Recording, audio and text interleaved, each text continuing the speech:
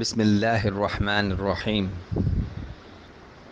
سیرت النبی صلی اللہ علیہ وآلہ وسلم۔ سلطنت اور دین۔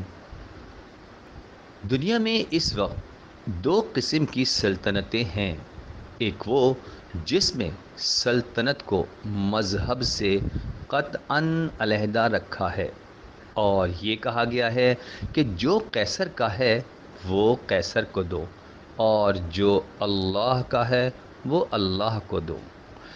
اس تعلیم میں قیصر اور اللہ دو متقابل ہستیاں تصور کی گئی ہیں جن میں سے ایک کا حق دوسرے سے بالکل الگ ہے۔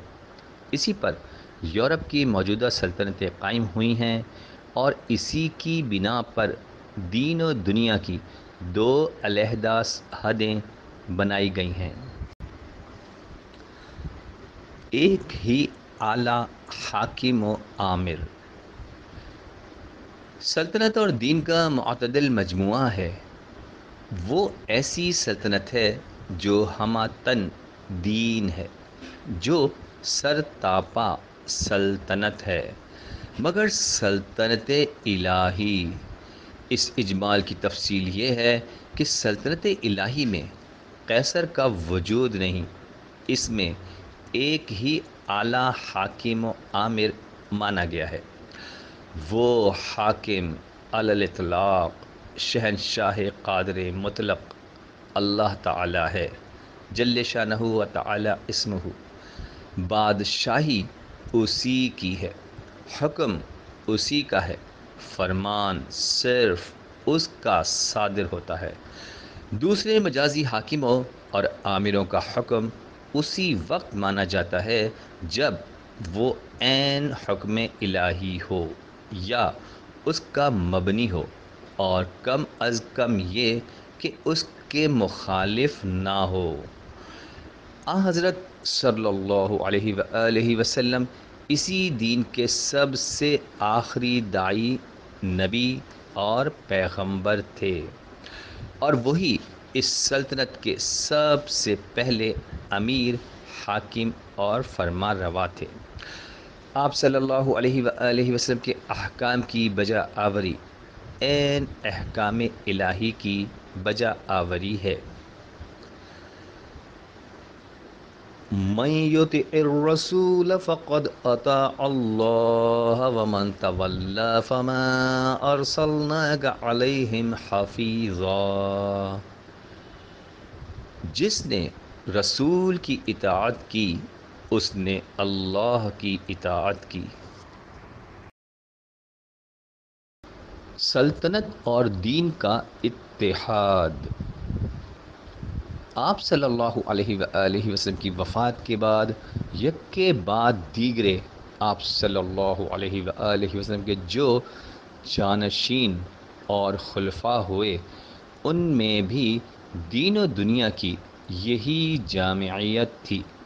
وہ جس طرح مسلمانوں کے امیر اور حاکم اور ان کی سلطنت کے فرما روا تھے، اسی طرح وہ دین کے پیشوا، امام اور مجتہد تھے، اور ان کے احکام کی تعمیل بھی عین اللہ اور رسول کے احکام کی تعمیل تھی۔ اور اب بھی مسلمان بادشاہوں کے وہ احکام جو اللہ اور رسول کے احکام کے خلاف نہ ہوں، ہر مسلمان پر واجب التعمیل ہیں۔ حضرت صلی اللہ علیہ وآلہ وسلم فرماتے ہیں، جس نے میرے امیر کا کہا مانا اس نے میرا کہا مانا، جس نے میرے امیر کی نافرمانی کی اس نے میری نافرمانی کی۔ سلطنت اور دین کا یہ اتحاد اسلام کا سب سے بڑا نصب العین ہے۔ احکام الہی کے مطابق سلطنت کا جو کام بھی اللہ تعالیٰ کی رضا جوئی کی غرض سے کیا جائے وہ عین دین اور عین عبادت ہے۔ یہاں تک کہ عمرہ کا اپنی رعایا کی خدمت کرنا اور رعایا کا اپنے عمرہ اور حکام کی اطاعت کرنا بھی اطاعت الہی ہے۔ بشرطیے کہ دونوں کی نیت اور غرض اللہ تعالیٰ کے احکام کو بجا لانا ہو۔ غرض اسلام کی نظر میں سلطنت اور دین میں تفریق کاموں سے نہیں بلکہ کاموں کی غرض و نیت سے ہے۔ اللہ کے لیے اور اللہ کی خوشنودی کے حصول کے لیے سیاست اور سلطنت سے متعلق جو کام بھی حسب حکم الہی کیا جائے وہ دین ہے۔